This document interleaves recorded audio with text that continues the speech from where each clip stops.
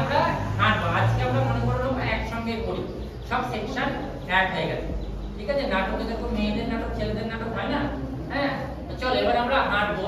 আচ্ছা আমরা এবার কি করবো, এই যে ঘরে যত জায়গা আছে তোরা কি করছিস দেখ, এই স্টপ হতে বলেছি, এই জায়গাটা দাঁড়িয়ে পড়েছিস তোরা, এইখানে দাঁড়িয়ে পড়েছিস, তার মানে অন্য জায়গাগুলো তোরা তো হ্যাঁ 1 মিনিট আসছে, 5 মিনিট বসে তুমি আসছো দাদা। হ্যাঁ এবার এই জায়গাগুলো ফাঁকা রয়ে যাবে, দেখতে কি ঠিক আছে তাই না।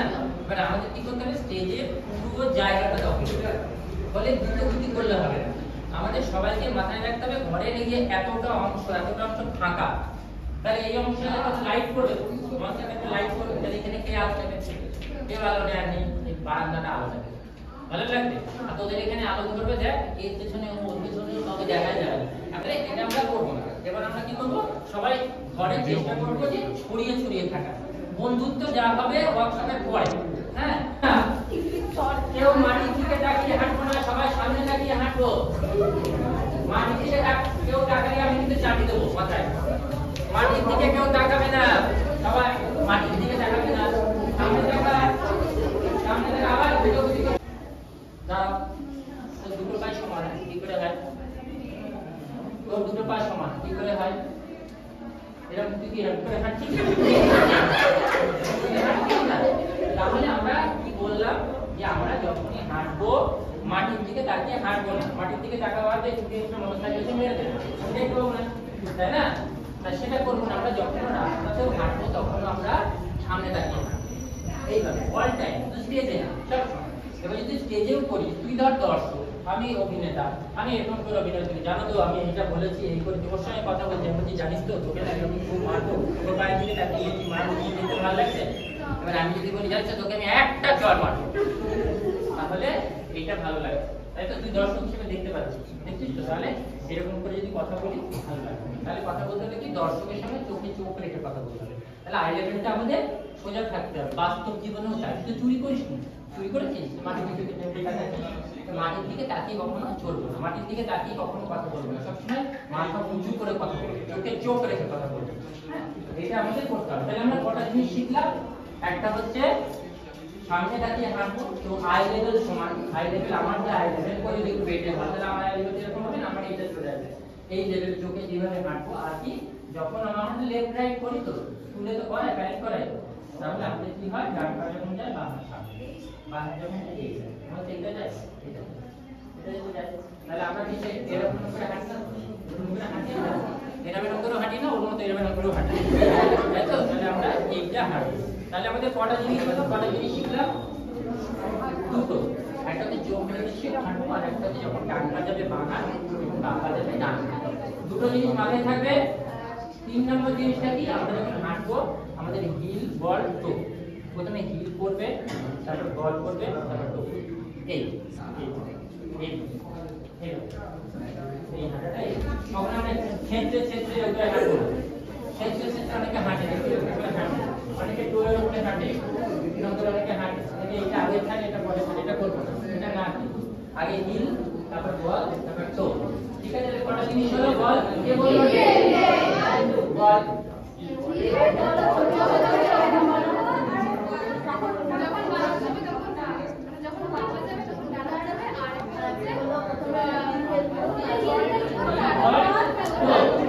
আর একটা জিনিস কি দেখ, আমাদের দুই পায়ের মাঝখানে এই হাতটা, এই হাতগুলো অনেকে এরকম করে হাঁটে, অনেকে এতটা বাপ হাত করে হাঁটে, আরে বিভিন্ন মানুষ বিভিন্ন রকম হয়, আসার কিছু নেই, কিন্তু আমরা জানি না সেটা হলো ঠিক হলো। আমাদের এই লেভেলটা হবে এই মোটামুটি এই, তাহলে একটু কম বেশি হলে অসুবিধা নেই, নিজেদের হাতে এই হয়, এটা মাথায় রাখতে হবে। পা এইভাবে রাখবো না, বিশেষ করে যারা একটু মোটা হয়, একটু বালকি হয়, তাদের অনেক সময় দেখি পাটা একটু এরকম হয়ে যায়। আর যারা দেখবে যে প্রচুর মাল বয়, সরি যখন ওই প্রচুর মাল বয়, কুলির কাজ করে বা শ্রমজীবী যারা মানুষ, তারা দেখবি একটু এইভাবে করে, কারণ কি এটাতে ওয়েটটা নেওয়া যায়, ওজনটা নিতে সুবিধা হয়, এইটাই। বা যারা ওই দিদি করে শেখাবে, ভরতনাট্যম যারা করে, কথাকলি করে, তারা এটাই বসে, সেটা নাচের একটা মুভমেন্টের জন্য করে, কিন্তু এমনি বাস্তব জীবনে আমরা কিন্তু দুটো আমাদের এই যে পায়ের পাতা সোজা থাকে, সরে আছে, ওই ওটা দেখ, সবাই দেখ, সবাই দেখ, ওই দেখো সরে যা, দুটো পাতে কেমন হয়ে আছে, ওটা ভুল, ওটা ঠিক না, ওটা ঠিক। ঠিক আছে বাবু, ওটা ভুল দেখালে কোনো লজ্জা পাওয়ার কিছু নেই। পাটা সোজা রাখবে, পায়ের এই যে আঙুলগুলো সোজা থাকবে। তাহলে কটা জিনিস হলো? তাহলে এই চারটে আমরা মাথায় রেখে এবার হাঁটি। চলো চারটাকে বলে নিই আগে। এক হচ্ছে দুই, হ্যাঁ আর তিন, চার নাম্বার সোজা থাকবে। চলো আবার 5 নম্বর আরেকটা আছে, পুজো হয়ে হাঁটো, সোজা হয়ে এরকম করে হাঁটবো না, এরকম করে হাঁটবো না, স্ট্রেট নরমাল। ঠিক আছে, যখন এলে যদি ঘাট সোজা করে নিবি দেখবি চেস্ট সোজা হয়ে যাবে। ঠিক আছে, কেউ অনেকে স্টাইল করে পুজো করে হাঁটে, এরকম করে হাঁটে, অনেকে আছে সেগুলো করে, কিন্তু ওগুলো নরমাল নয়। আমাদের নরমাল ব্যাক নরমাল হলে চলবে না, আর যদি ঘরে কোনো জায়গা ফাঁকা থাকে। এবারে তাহলে তোরা গতি করবি না, কারণ আমি গতি করছি করবি না, কারণ এই জিনিসগুলো নিজের মাথায় মেনটেন করে হাঁট, তাহলে তার সঙ্গে লড়াই। চল স্টার্ট। 30 কিলোমিটার, 40 কিলোমিটার, 60 কিলোমিটার করে গাড়ি চলে দেখেছিস? জানিস নিচে চালাতে পারিস কেউ? গতি বাড়াতে জানিস তো? তাহলে আমরা এখন যেটা হাঁটছি সেটা 20 কিলোমিটার বেগে হাঁটছি, 60 কিলোমিটার বেগে হাঁটবো। 60 কিলোমিটার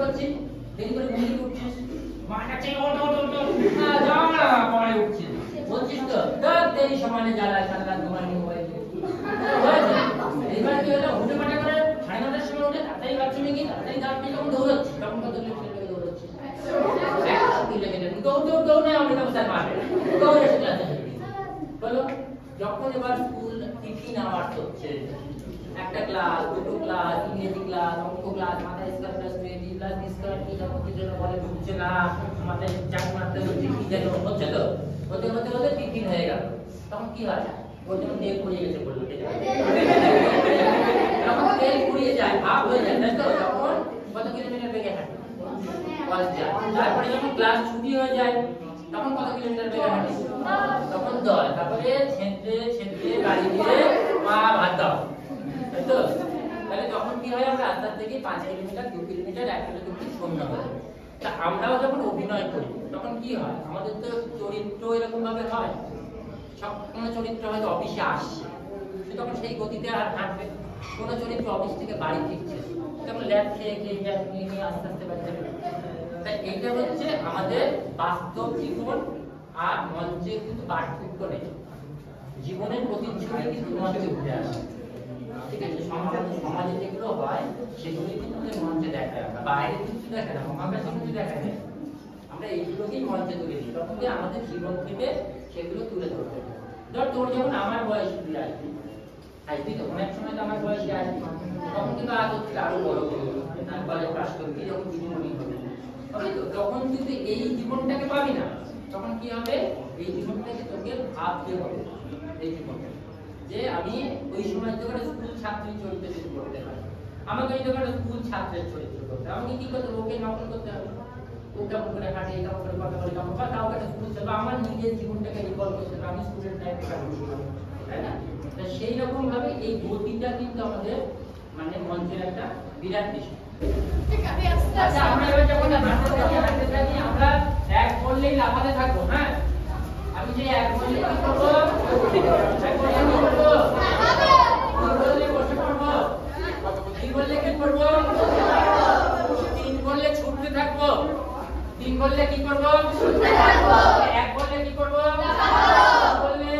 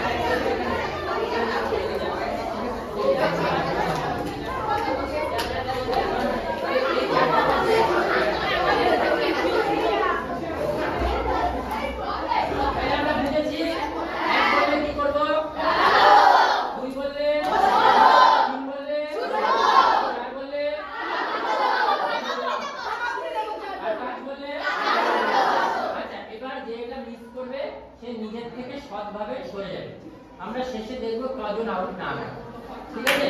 চলো, তিন তিন তিন তিন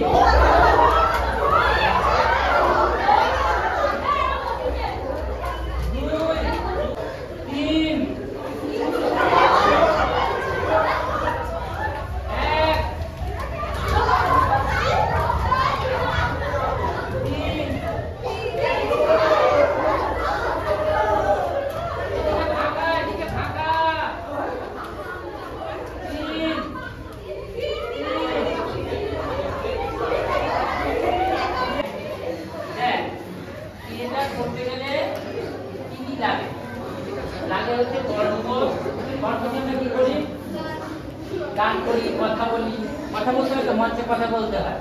আর কণ্ঠ, শরীর, শরীরটা কেন লাগে, এই দৌড়াদৌড়ি করতে হয়, হাঁটতে হয়, লাফাতে হয়, এটা হচ্ছে শরীর। আর কি লাগে, মন, মন লাগে, তাই তো? মনটা কেন লাগে, সংলাপ মনে রাখতে হয়। এই যে তোরা ধর এই যে 1 2 3 4 5 করছিস, ভুলে যাচ্ছিস, সেটা আউট হয়ে গেছে যারা, তারা কি করেছে, মনটা দিতে পারেনি, কনসেন্ট্রেট করতে পারেনি। না, কি করতে হয়, আমরা যখন মঞ্চে হাঁটি, হাঁটতে হাঁটতে আমরা সংলাপ বলি বা গান গাই, গানের কথা যদি ভুলে যায় তাহলে কি হবে, দর্শকদের চটি ছুঁড়ে মারবে, ডিম ছুঁড়ে মারবে। তাহলে আমাদের শুধু তিনটে জিনিস একসঙ্গে চলে, শরীর, কণ্ঠ, মন। শরীরটার জন্য কি করতে হয়, শরীরটাকে তৈরি করতে হয়। তার মানে সালমান খানের মধ্যে 6টা প্যাক দরকার নেই, সেটা দরকার নেই, সুস্থ শরীর দরকার, যে শরীরটা ঠিক টাইমে দৌড়াতে পারবে। হঠাৎ বলে উঠবে না যেন তেল শেষ হয়ে গেছে, তেল শেষ হবে না, সেইভাবে নিজেকে তৈরি করতে হবে। আর 3 ঘন্টা নাটকটা করতে পারবো, সে দমটা আমার আছে, আমি 3 ঘন্টা ধরে কথা বলে যেতে পারবো, সেই কণ্ঠটা আমার থাকবে। মনটাও আমি 3 ঘন্টা ধরে সংলাপ বলতে পারবো, আমি ভুলবো না, আমি প্রথম সংলাপটা বলতে পারলাম, শেষটা বলতে পারলাম না, তখন কি হবে? প্রসাদে জাতি থাকবে, তা তো হবে না। তাহলে এই করতে হবে। তাহলে কণ্ঠ, শরীর, মন, এই তিনটে আমাদের লাগবে। আর থিয়েটারকে কি বলা হয়? অল কম্বিনেশন অফ আর্ট, মানে সব শিল্পের সমন্বয়। সেখানে কি লাগে? গান লাগে, নাচ লাগে, আবৃত্তি লাগে, যোগাসন লাগে, শরীরচর্চা লাগে, সমস্ত লাগে। সমস্তটা নিয়ে তৈরি হয় একটা থিয়েটার। থিয়েটারকে ওই জন্য বলে তিলোত্তমা শিল্প। তিল তিল তিল তিল করে গড়ে ওঠে। থিয়েটারের নিজস্ব কিছু নেই। গান লাগে, নাচ লাগে, আবৃত্তি লাগে, মাইক লাগে, সমাজকরণ লাগে, মারামারি লাগে, ক্যারাটে লাগে, বক্সিং লাগে। থিয়েটারে লাগে না এমন কোনো জিনিস নেই। তোরা যে বদমাইশিটা করছিস এটাও থিয়েটারে লাগে। থিয়েটারে যখন বদমাইশি করতে হয় সেটা তো থিয়েটারে করতে হবে। আমি বদমাইশি করতে পারি না, বললে হবে? বদমাইশিটাও করতে হবে, সবটাই করতে হবে। ওটা যোগাটা করলে কি হয়? ধর্মনাথে গেল যোগ কি?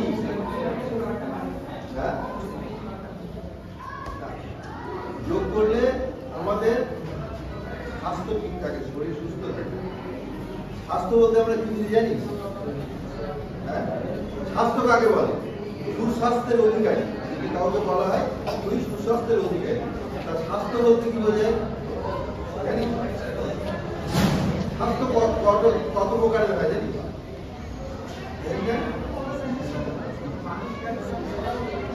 হ্যাঁ, আরেকটা বলছি, স্বাস্থ্য সাধারণত 3 প্রকারের হয়। একটা ফিজিক্যালি, একটা মেন্টালি, আর একটা সোশ্যাল। মানে আমি যে সমাজে বাস করছি, সুস্থভাবে বাস করতে গেলে সুস্থ মানসিকতা দরকার, সেটা একটা স্বাস্থ্য। তাহলে এই নাটক করতে এসে আমাদের কি স্বাস্থ্য দরকার? আর যোগশাস্ত্রে একটা কথা বলা আছে যে শরীরাদ্যম খোদ ধর্ম সাধনা। তার অর্থ হচ্ছে যে শরীরটা হচ্ছে সমস্ত সাধনার ভিত্তিভূমি। যে আমি পড়াশোনা নিয়ে সাধনা করি, বিদ্যা সাধনা করি, বা নাটক করি, বা যা কিছু করি, যা কিছু করবো সব কিন্তু আমার এই শরীরটাই বেশ। ধর আমি পড়াশোনা করছি, আমি খুব ভালো স্টুডেন্ট, ভালো পড়াশোনা করি, আমার যদি শরীরটা খারাপ থাকে আমি পড়াশোনা করতে পারবো? স্কুলে আসতে পারবো না, প্রাইভেট টিউশনতে যেতে পারবো না, কোথাও যেতে পারবো না। তার মানে আমার ওই জন্যে একটা কথা আছে যে স্বাস্থ্যই শ্রেষ্ঠ সম্পদ। আমাদের কাছে যত টাকা থাক, যত বিদ্যা থাক, যত জ্ঞান থাক, তখনই কাজে আসবে যখন আমার সুস্থ থাকবে, তাই তো? আমি যদি অসুস্থ হয়ে ঘরে শুয়ে থাকি তাহলে কি হবে? আমি কি আমার টাকা আছে, আমি কোথাও যেতে পারছি না, ঘুরতে যেতে পারছি না, আমি ভালো মন্দ কিনে খেতে পারছি না। খেতে গেলে সেটাও স্বাস্থ্য দরকার। আমি যে ভালো মন্দ কিনে খাবো, মাংস খাবো, মাছ খাবো, আরো যা যা খাবো, খেতে গেলে কি দরকার? আমার ডাইজেস্টিভ সিস্টেমটা ভালো দরকার। আমি খাচ্ছি, আমার শরীর খারাপ হয়ে যাচ্ছে, তাহলে তো সেটা হলো না। তাহলে আমার আগে দরকার স্বাস্থ্য। যা কিছু করবো, আমরা পড়াশোনা করি, খেলাধুলা করি, যা কিছু করি, তার আগে আমার শরীরটা ঠিক রাখতে হবে। কারণ এই নাটক করতে গেলেও আমার শরীরটা সুস্থ রাখতে হবে। লাফালাফি করছি, যেগুলো এতক্ষণ আগে কেউ যদি অসুস্থ থাকতে যে দৌড়াদৌড়ি করি, লাফালাফি করি, হতো না। তাহলে শরীরটা সুস্থ রাখতে হবে। শরীর সুস্থ রাখতে গেলে এখন যে পদ্ধতি, সেটা হচ্ছে আমি যেটা বলবো সেটা হচ্ছে যোগা। যোগাটা কি? যোগা হচ্ছে একটা দর্শন। হ্যাঁ, আমাদের ভারতবর্ষের প্রাচীন মুনি ঋষিরা এটা আবিষ্কার করেছিল। তোরা জানিস 21শে জুন বিশ্ব যোগ দিবস হয়। এই বিশ্ব যোগ দিবস আমাদের ভারতীয় যোগ দর্শন, ঋষি পতঞ্জলি যে যোগ দর্শন রচনা করেছিল, পতঞ্জল যোগ দর্শন। এই যোগ দর্শনে আমাদের এই আধ্যাত্মিক, শারীরিক, মানসিক সমস্ত কিছু আর কি উন্নতি করার জন্য যে পথ দেখেছিলেন, সেটাই হচ্ছে যোগ দর্শন। তা সেই যোগ দর্শনের মধ্যে থেকে সুস্থ রাখার জন্য আবার কতগুলো ভাগ করা হয়েছে। সেসব ভাগ করা হবে না। আমরা এখন কি করবো? যোগা করবো। যোগা সম্বন্ধে সামান্য একটু ধারণা। তাহলে যোগা কি? যোগা অষ্টাঙ্গ যোগে বলেছে যম, নিয়ম, আসন, প্রাণায়াম, প্রত্যাহার, ধারণা, ধ্যান, সমাধি। এইগুলো চলে গেল। আমরা সেখানে কেউ ধ্যান করতে পারছি না, সমাধি লাভ করতে পারছি। আমরা প্রথম আমাদের টার্গেট হচ্ছে আমার শরীরটাকে সুস্থ করা, তাই তো? শরীর সুস্থ থাকলে আমরা যত বেড়ে উঠবো, আমাদের মানসিক, মেন্টালি এবং ফিজিক্যালি সব দিক দিয়ে আস্তে আস্তে সমাজের সঙ্গে অ্যাডজাস্ট করে চলতে পারবো। আগে আমার শরীরের সুস্থ দরকার। সেই সুস্থতার লক্ষ্য রেখে আমরা এই নাটকের সঙ্গে আমরা যোগাটাও করাচ্ছি। যোগ করলে কি হবে? তাহলে বললাম শরীর সুস্থ থাকে। তাহলে যোগা করতে গেলে কি হয়? যোগা প্রথমে আমরা আসন দিয়ে শুরু করি। আসন যে কোনো খেলাধুলা করতে জানিস তোরা, ওয়ার্ম আপ অর্থাৎ পিটি করতে হয়, ঠিক আছে? তা আমরা যোগারও কতগুলো পিটি আছে, সেগুলো আমরা করবো। সবাই বুঝে দাঁড়া। জয়েন্ট কি আছে? আমাদের এই যে পায়ের পাতার এই জয়েন্ট, ঠিক আছে? তাহলে মাঝে হাত দিয়ে সবাই দাঁড়ায়, একটা পা সামনে তুলে পাটাকে আস্তে আস্তে এইভাবে নাড়াবো, নাড়া আগে ঘোরাতে হবে, এইভাবে নাড়াবো। নেক্সট পা নাড়ানো হলো, আবার ডান পা তুলবো, এটাকে ঘোরাবো, চারিদিক দিয়ে একটা সার্কেল তৈরি করছো, পায়ের গোড়ার মধ্যে একটা সার্কেল তৈরি করছো। আবার উল্টো দিকে এদিকে 5 বার ঘোরানো হলে উল্টো দিকে আবার ঘোরা, ক্লকওয়াইজ অ্যান্টিক্লক দিকে ঘুরবে, আবার বাঁ পা উল্টো দিকে পা। এবার এই জয়েন্টটা এগুলো অনেকবার করতে হবে, টাইম কম জন্য অল্প অল্প করে করতে হবে, ঠিক আছে? 5 বার এদিকে 5 বার এদিকে ঘোরানো হয়ে গেল। এবার হচ্ছে পরের জয়েন্ট, পরের জয়েন্টে দিয়ে হাঁটতে হবে। এবার এই হাতের উপর হাত দেবো, আর পায়ের পাতা যে হাঁটার সময় সে গেল না, পায়ের পাতাটা আমরা এইভাবে রাখবো, যখন হাঁটবো চলবো সবসময় পায়ের পাতাটা প্যারালালি রাখবো। তার আমার কতটা ফাঁকা থাকছে না, আমার কাজ যতটা, যার কাজ যতটা, পায়ের পাতা যতটা সমান থাকছে, ঠিক আছে? তাকে আমি জানি এই পায়ের পাতা এবং আমার কাজ সমান। এবার হাতটা হাত করে রাখবো, দেখে 1 2 3 4 5, তারপরে সার্কেল তৈরি করবো, 1 2 3 4 5, উল্টো দিকে 1 2 3 4 5। এবার মাজাতে হাত দেবো, দুটো আঙুলটা পেছনে থাকবে আর 4টে আঙুল সামনে থাকবে, ঠিক আছে? মাজাটা সামনে, বাঁ দিকে, পেছন দিকে, ডান দিকে, এইভাবে মাথা কিন্তু এইভাবে মাথা ঘুরবে না, মাথা আমার একই জায়গায় থাকবে, এইটা এইভাবে ঘোরাবো। মাজাটা সামনে দিয়ে দেবো, পেছনে যাবে, ডান সব দিকে সমানভাবে যাবে, ঠিক আছে? উল্টো দিকে, এই কথা হচ্ছে।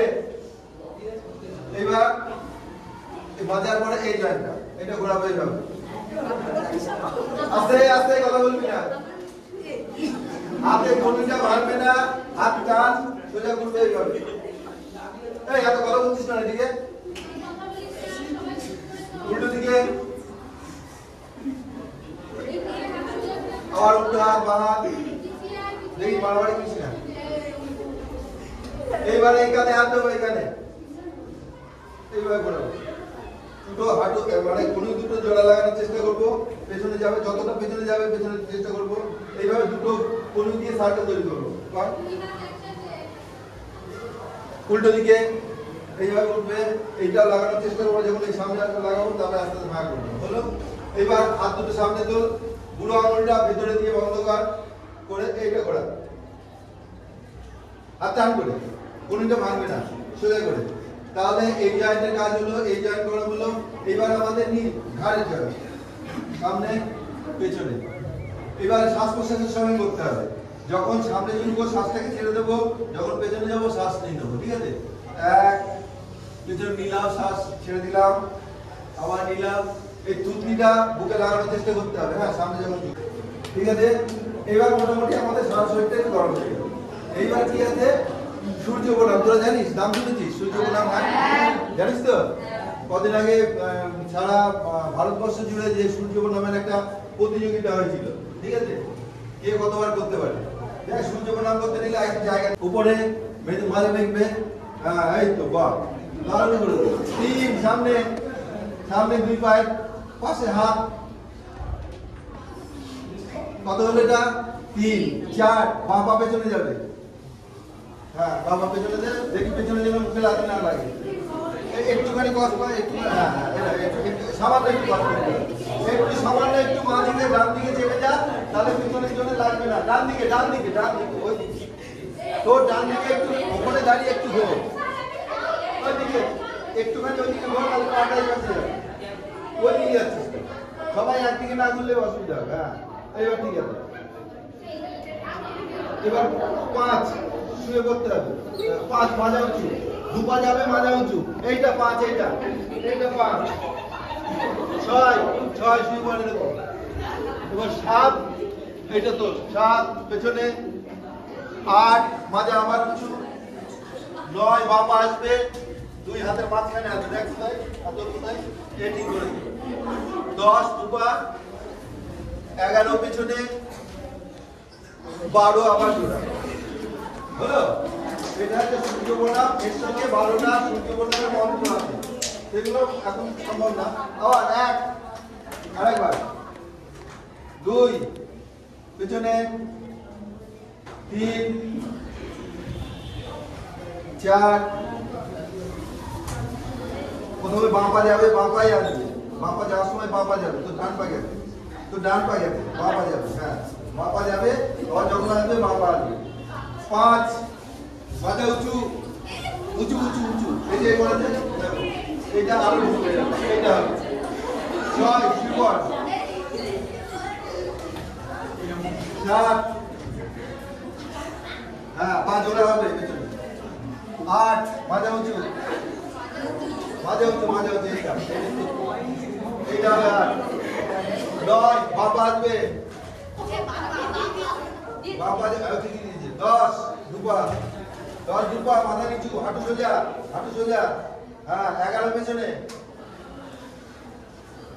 12 হচ্ছে প্রাণবায়ু সম্বন্ধে জানতে হবে প্রাণবায়ু প্রাণের বিস্তার প্রাণের বিস্তার তাহলে প্রাণ হচ্ছে বায়ু এটা বিভিন্ন ভাবে বিস্তার করা মানে কখনো জোরে জোরে কখনো আস্তে আস্তে কখনো বন্ধ করে এই হচ্ছে প্রাণায়ামের 3টে পার্ট একটা বলে রেচক একটা বলে পূরক একটা বলে কুম্ভক তাহলে রেচকটা কি আমি যখন শ্বাসটাকে ত্যাগ করছি সেটাকে বলে রেচক যখন আমি শ্বাসটাকে ভেতরে নিচ্ছি সেটাকে বলে পূরক আর যখন ভেতরে নিয়ে আটকে রাখছি সেটাকে বলে কুম্ভক কুম্ভক আবার দুভাবে ভাগ করা হয়েছে শ্বাস নিয়ে আটকে রাখাটা একটা নাম শ্বাস ছেড়ে আটকে রাখা বন্ধ করে রাখাটা একটা বায়ুটাকে ভেতরে ধরে রেখে বন্ধ স্টপ করা আর একটা ছেড়ে দুটোর নাম আলাদা যাই কত কিছু জানতে হবে না প্রাণায়াম মানে শ্বাস নেওয়া আর ছাড়া তো বলবি তো আমরা তো সারাদিন শ্বাস প্রশ্বাস নিই তাহলে এর মধ্যে আলাদা কি আছে আমি সকালে উঠে থেকে আমি ঘুমিয়ে থাকলেও শ্বাস প্রশ্বাস চলে জাগা থাকলেও চলে হাঁপিয়ে গেলে একটু বেশি তাড়াতাড়ি চলে তাহলে আমাদের এটা আবার আলাদা কি আছে এইটাকে কন্ট্রোল ডিপ ব্রিদিং মানে গভীরভাবে নেব গভীরভাবে ছাড়বো মানে যতটা নেব ততটাই ছাড়বো এইবার সোজা হয়ে বস পদ্মাসনে ধ্যান মুদ্রা ধরে সবাই পদ্মাসনে বস প্রথম একটা প্রাণায়াম করাবো হচ্ছে ভস্ত্রিকা প্রাণায়াম ভস্ত্রিকা অর্থাৎ বস্ত্র তোরা এই কামার বাড়ির হাঁপো দেখেছিস তো এরকম করে ফুলে ওঠে আবার হাওয়া দেয় ওইটার নাম সংস্কৃতিতে বলা হয় ভস্ত্রাক সেই ভস্ত্রিক পদ্ধতিটা ওই একই আমাদের ফুসফুসের মধ্যে হাওয়াটা ধরবো আবার ছেড়ে দেবো মানে এটা হয় কিন্তু আমরা সামান্য টাইম নিই তার কারণ হচ্ছে 25% আমাদের লাঙের কাজ করে আমরা যখন প্রাণায়াম করবো তখন অনেক বেশি পার্সেন্ট কাজ করাবো তাহলে আমাদের ফুসফুসটা ভালো থাকবে তাহলে কি করে নেব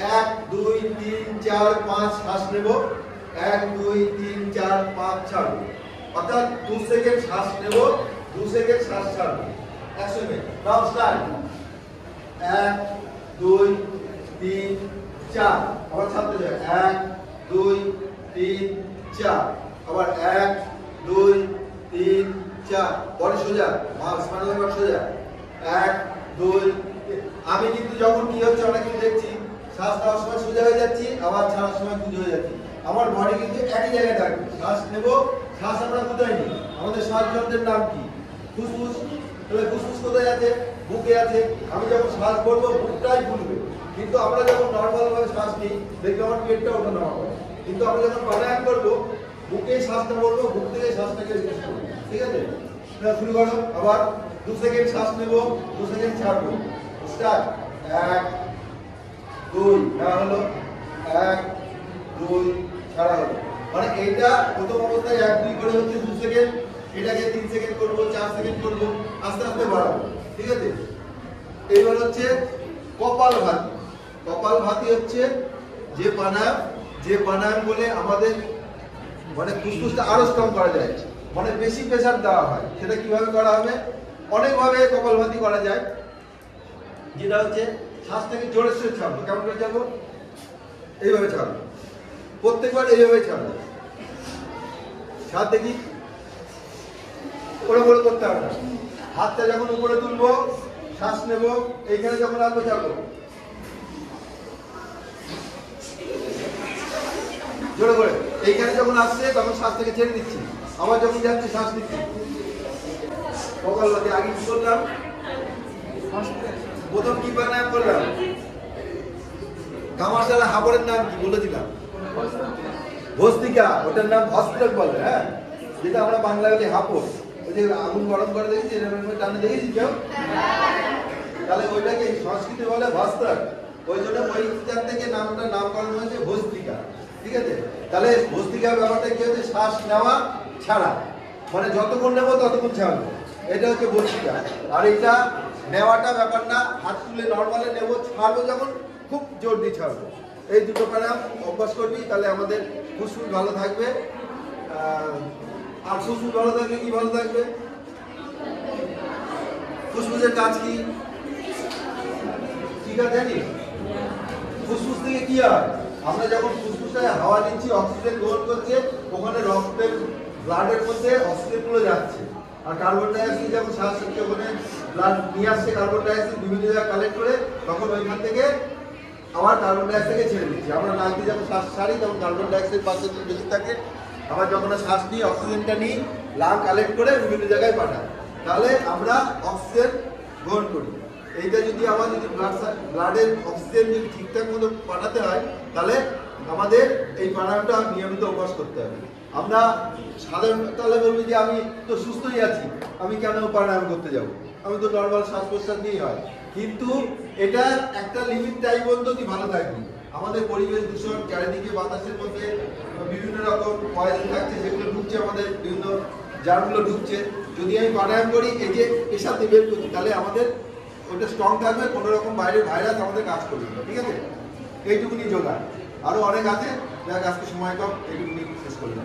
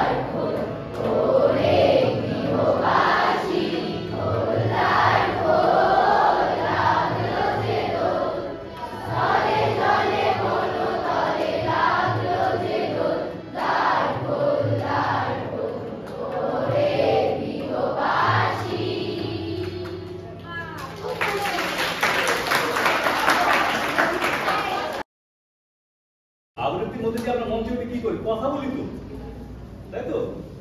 এই কথাগুলো কোনো কবিতায় থাকে, কবিতার কথাটা আমরা বলি, বা কোনো উপন্যাসের কথা বলতে পারি, নাটকের কথা বলতে পারি। আবৃত্তি মানে এমন নয় যে শুধুমাত্র কবিতাই বলতে হবে এমন বিষয়। একটা চিঠিও আবৃত্তি, একটা উপন্যাসও আবৃত্তি, একটা নাটকও আবৃত্তি। তাহলে আবৃত্তি হচ্ছে একটা কথা বলার শিল্প। কথা বলার শিল্প হচ্ছে আবৃত্তি। এবার শিল্প, তাহলে দেখো আমরা সারাদিন প্রচুর কথা বলছি। তুমি বাড়ি থেকে বাবা মার সঙ্গে কথা বলছো, স্কুলে এসে বন্ধুদের সঙ্গে কথা বলছো, খেলার মাঠে বাবার বন্ধুদের সঙ্গে কথা বলছো, বাড়িতে ফিরে আসছো বাবা মার সঙ্গে কথা বলছো, প্রয়োজনীয় কথা। তাহলে সেটাকে আমরা আবৃত্তি বলবো না? বলবো না। বলবো না। কেন বলবো না? তার মধ্যে কোনো শিল্পসম্মত কিছু নেই। আমরা সেটা করি কেন? জাস্ট একটা যোগাযোগ রক্ষার জন্য। অর্থাৎ আমি কিছু বলি, যাকে বলি সে কিছু বোঝে, তারপর সে কাজটা করে বা করে। আমি বাড়িতে ফিরে বললাম মা খিদে পেয়েছে, মা কিছু খাবার এনে দিলেন। অর্থাৎ আমি এই যে বললাম মা খিদে পেয়েছে, এই কথাটা বললাম কেন? একটা যোগাযোগ তৈরি করব মায়ের সাথে। মা বুঝলেন যে আমার খিদে পেয়েছে, তাকে খাবারটা দেওয়া দরকার, মা কিছু খাবার এনে দিলেন। তাহলে এই যে কথাটা আমি বললাম, এর মধ্যে দিয়ে কিন্তু কোনো শিল্পসম্মত কথা হলো না, জাস্ট একটা যোগাযোগ তৈরি করল। আমি কিছু বললাম, তিনি কিছু বুঝলেন। আমি বন্ধুকে বললাম, সে কিছু বুঝলো, সে বুঝে সে কাজটা করতে পারে না। তাহলে কথা বলা এবং শিল্পসম্মত ভাবে কথা বলা দুটো কিন্তু ভিন্ন জিনিস। এবার শিল্পসম্মত কথাটা কি? অর্থাৎ আমি যে কথাটা বলবো, সেই কথাটা তার সঠিক উচ্চারণ দিয়ে বলতে পারছি কিনা, সঠিক অভিব্যক্তি প্রকাশ করতে পারছি কিনা, সেটা তো নির্ভর। একজনের রেজাল্ট খুব ভালো হয়েছে, একজন বন্ধু পাস করতে পারছে। যে বন্ধু পাস করেছে, ভালো রেজাল্ট করে, তার চলাফেরা, শরীরটা কেমন টান টান, কিন্তু যে বন্ধুটি পরীক্ষায় পাস করতে পারেনি, সে কেমন একটা টুকরে আছে, তার কণ্ঠস্বর কিন্তু নেমে গেছে। এটা বাস্তবে হবে, তাই তো? তাহলে আমাদের যা কিছু নিয়ে কিন্তু বাস্তব থেকে নেই, এমন নয় যেটা উড়ে এসেছে, তা কিন্তু নয়। বা আমরাই বলে দিচ্ছি তোমরা বলবে, তাও কিন্তু সবটাই বাস্তব থেকে। মানুষ শোনে, আমরা আবৃত্তি করে মানুষকে শোনাই। তাহলে মানুষকে শোনানোর উপযোগী আবৃত্তি হচ্ছে মানুষকে শোনানোর উপযোগী করে দেয়। একটা কবিতা কবি লিখছেন, বই লিখছেন, আমরা কবিতা দেখছি, পড়ছি, এটা হচ্ছে কবিতা। কিন্তু আবৃত্তি হচ্ছে যতক্ষণ আমি এটাকে প্রয়োগ করতে পারি, কণ্ঠশিক্ষা হচ্ছে এটা আবৃত্তি হচ্ছে। যেমন নাটক আর নাটক, এরপর আমরা আসবো ছোট ছোট করে আমি যাবো উচ্চারণ। উচ্চারণের দুটো দিক আছে, অবশ্যই স্পষ্টতা থাকতে হবে, তার সঙ্গে ব্যাকরণগত শুদ্ধতা এবং ব্যঞ্জন। ব্যাকরণগত শুদ্ধতা কি? অর্থাৎ শুদ্ধ উচ্চারণ, ব্যাকরণগত আছে এটা শুদ্ধ উচ্চারণ, সেটা আমরা বলবো। এই বিষয়টা খুব সহজ, কিন্তু একটু সচেতন না হলে আবার মুশকিল হবে। যেমন ধরো, যে শব্দের শেষে শুধুমাত্র মহাপ্রাণ বর্ণ আছে, অর্থাৎ যে বর্ণ উচ্চারণ করতে গেলে বেশি হওয়া বাদ করা প্রয়োজন। তোমরা জানো তো মহাপ্রাণ বর্ণ, অপপ্রাণ বর্ণ জানো? যেমন বাঘ, সুখ, অর্থাৎ ভয়ের সঙ্গে কিন্তু আকার রেখা রেখা কিছু নেই, ভয়ের সঙ্গেও নেই। এই শব্দ কিন্তু মারাত্মক উচ্চারণ করা সবচেয়ে কঠিন। দেখে মনে হয় খুব সহজ, তুমি দেখবে 100 জনের মধ্যে যারা এই শব্দের উচ্চারণ করছে, কেউ সুখ বলছে না সুখ বলছে, বাঘ বলছে না বাঘ বলছে। কেন হয় এটা? আমাদের যে মহাপ্রাণ বর্ণ, যতক্ষণ না আমরা হাওয়াটাকে বার করছি, তখন ভয়ের উচ্চারণ হতে পারে না। বাঘ, এই হাওয়াটা বার না করলে সেটা ভয়ের উচ্চারণ। সুখ, এই যতক্ষণ আমরা হাওয়াটা বার করছি, ততক্ষণ তার উচ্চারণ হল সুখ। এ তো গেল উচ্চারণের ব্যাকরণগত দিক। এরপরে আমরা আসবো ব্যঞ্জন, উচ্চারণ ব্যঞ্জন। এটা ভেবে ফেলতে খুব প্রয়োজন, নাটকের ক্ষেত্রে প্রয়োজন, আবৃত্তির ক্ষেত্রে প্রয়োজন, গানের ক্ষেত্রে প্রয়োজন। কি হচ্ছে ব্যঞ্জন? ব্যঞ্জনের ধরো আমরা ব্যাকরণগত উচ্চারণ তো করলাম, শুদ্ধ উচ্চারণ করলাম, কিন্তু তাদের সাথে বোঝাতে গেল। যেমন ধরো আমি বলছি, আমি একটা ছোট্ট দেশলাইয়ে থাকি, ছয়কার কি বললাম? আমি একটা ছোট্ট দেশলাইয়ে থাকি। আবার বলছি, ছোট্ট আওয়াজ, তার দুটো ছোট উচ্চারণ কি একই ভুল? বানান এক, তাহলে উচ্চারণটা পাল্টে। কেন এই ছোট্ট মধ্যে আমি প্রথম যে ছোট্ট বললাম তার মধ্যে একটা ক্ষুদ্রতা বলতে হবে, একটা দেশলাই ট্রাফিকের ক্ষুদ্রতা সেটা বলতে হবে। পরের বার যখন আমি বলছি ছোট্ট আমার মেয়ে, এই মেয়ের উপর তার স্নেহটা প্রকাশ করে। দিনের আলো নিভে এলো, সূর্যি ডোবে ডোবে, আকাশ ঘিরে মেঘ জুটে, দেখো শব্দগুলো লেগে লেগে আসছে, শব্দগুলো একের সঙ্গে একে জুড়ে আছে। এই জুড়ে থাকছে কি হবে? স্বরের পুনরাবৃত্তি। তাহলে আমরা এই কবিতাটা একটা তাল মানে নির্দিষ্ট ছন্দে খেলা করি। নির্দিষ্ট ছন্দে আছে 4-4-4-2 মাত্রা। অত ডিটেল বলতে গেলে হবে না, ছন্দের ভিতরে তবু আমি বলছি, তোমাকে দিলাম, বলো আমার সঙ্গে। দিনের আলো নিভে এলো, সূর্যি ডোবে ডোবে, দিনের আলো নিভে এলো, সূর্যি ডোবে ডোবে, আকাশ ঘিরে মেঘ জুড়েছে, চাঁদের লোভে লোভে, মেঘের ওপর মেঘ পড়েছে, রঙের ওপর রং, মন্দিরেতে কাঁসর ঘণ্টা বাজলো ঢং ঢং, ওই বাড়িতে বৃষ্টি এলো, ঝাপসা গাছপালা, এই বাড়িতে মেঘের মাথায় 100 মানিক জ্বালা, ঝাল্লা হাওয়ায় মনে পড়ে ছেলেবেলার গান, বৃষ্টি পড়ে ঠাকুর পূর্ণ এলো গান। একটা কি বলি সেটা খেয়াল করো, এখানে 4-4-4 দিনের আলো, নিভে এলো, সূর্যি ডোবে, ডোবে, তাহলে 4-4-4-2, তাই তো? এই 2 মাত্রা যে হলো তাহলে তো মিলবে না, হিসেবে অঙ্ক হিসেবে মিলবে না, তারই হচ্ছে, তারই করছে। তাহলে কি করবো আমি? এই যে 2 মাত্রা যেটা 2 মাত্রা অপেক্ষা করতে পরবর্তীতে আমি করবো, তাই তো? তাহলে 2 যোগ 2 কেও যদি করে নিয়ে সময়টা আমরা থামবো, থেমে থাকবো, থেমে থেকে পরে আবার পরবর্তী পর্বে চলে যাবো, অর্থাৎ পর্বভাগে কবিতা। হ্যাঁ, আরেকবার আমরা বলি, এই একটা শব্দ বলি, নাও রেডি, 1 2 3 স্টার্ট। দিনের আলো নিভে এলো, সূর্যি ডোবে ডোবে, আকাশ ঘিরে মেঘ জুড়েছে, চাঁদের লোভে লোভে, মেঘের ওপর মেঘ পড়েছে, রঙের ওপর রং, মন্দিরেতে কাঁসর ঘণ্টা বাজলো ঢং ঢং, ওই বাড়িতে বৃষ্টি এলো, ঝাপসা গাছপালা, এই বাড়িতে মেঘের মাথায় 100 মানিক জ্বালা, বাদলা হাওয়ায় মনে পড়ে ছেলেবেলার গান, বৃষ্টি পড়ে ঠাকুর পূর্ণ এলো গান। এইবার পরবর্তী যে লাইনটা আছে, এইবার কিভাবে বলতে পারবে? পরবর্তী যে লাইনটা আছে সেটাকে পড়তে পারবে? একদম বলো, এবার তাহলে বলো,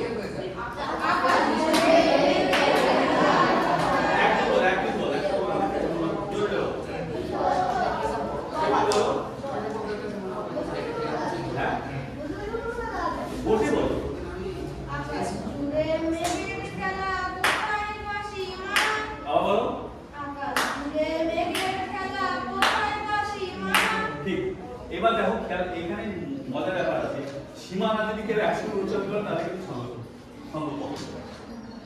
আকাশে জুড়ে মেঘের খেলা, বাঁশি, বাঁশিটা আগে চলে, আগে পদে চলে, ঠিক আছে? আচ্ছা, আমরা এই ক্লাসটা এখানেই শেষ করছি। প্রথমে একজন আমায় বললেন যে আমরাও নাচ করবো, সে ছেলেরাও কি নাচ করবে? এটা প্রশ্ন। ছেলেরা কি নাচ করে?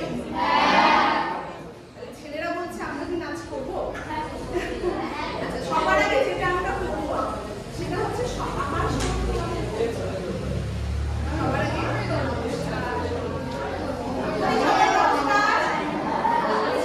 কেন নমস্কার করলাম?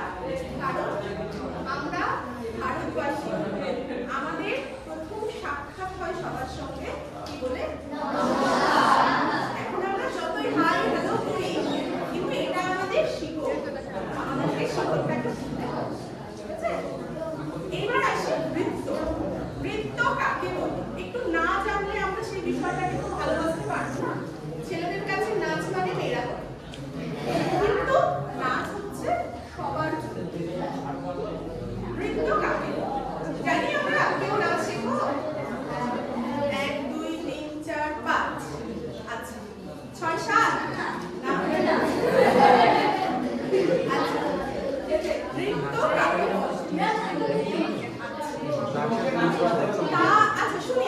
আগে শুনেছি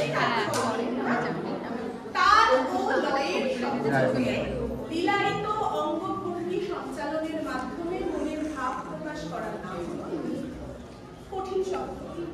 এবার আমরা সহজ সেটা হচ্ছে এই একটা পদ্ধতি, যে পদ্ধতিতে আমরা মুখে কোনো কথা বলি।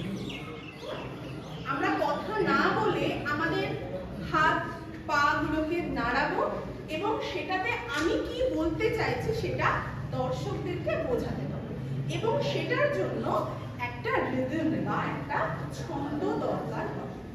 আমরা প্রত্যেকটা মানুষ জন্ম লগ্ন থেকে ছন্দযুক্ত, সবার মধ্যেই সুর বর্তমান। হ্যাঁ, কিভাবে? যখন একটা বাচ্চা প্রথম পৃথিবীতে আসে তখন সে কান্না করে, কেমন করে? একটা রিদমে কিন্তু এরকম করে না, উঙ্গা বলে উঙ্গা,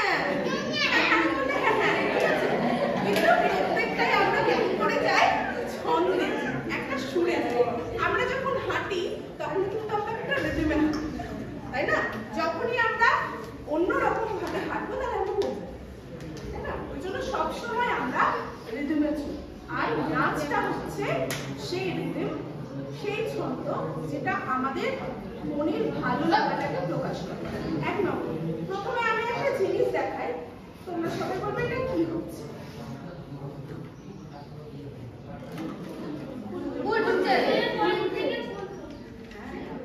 আমি কি বললাম মুখে?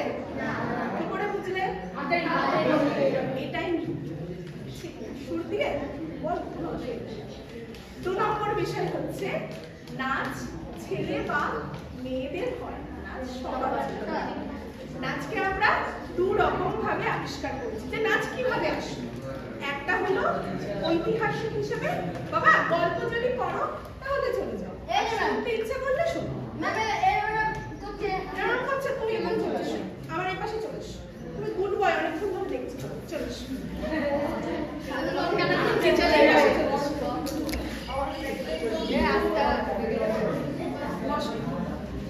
ও কিন্তু খুব ভালো ছেলে, কেন বলো তো? কারণ ও সবসময় সবাইকে হাসায়। আমি এখানে এসে বুঝে গেছি, আর যারা এরকম ভাবে সবাইকে হাসায় তারা খুব ভালো মনের অধিকার। হ্যাঁ, আচ্ছা, এইবার হলো নাচ 2 ভাবে আবিষ্কার হচ্ছে, একটা হলো পৌরাণিক ভাবে আর একটা হচ্ছে ঐতিহাসিক। পৌরাণিক ভাবে কেমন ভাবে? আমরা মনে করি ভগবান শিব, সবাই চিনি শিব ঠাকুরকে, ভগবান শিব নৃত্যের সৃষ্টি করেছেন এবং তিনি তার 5 জন শিষ্যকে এই শিক্ষা দান করেছেন। তার মধ্যে একজন ছিলেন, তিনি হলেন ভরতমুনি। তারপরে শিব ঠাকুর ভরতমুনিকে বললেন, যাও তুমি পৃথিবীতে যাও, গিয়ে এই শিক্ষা সবাইকে দিয়ে এসো।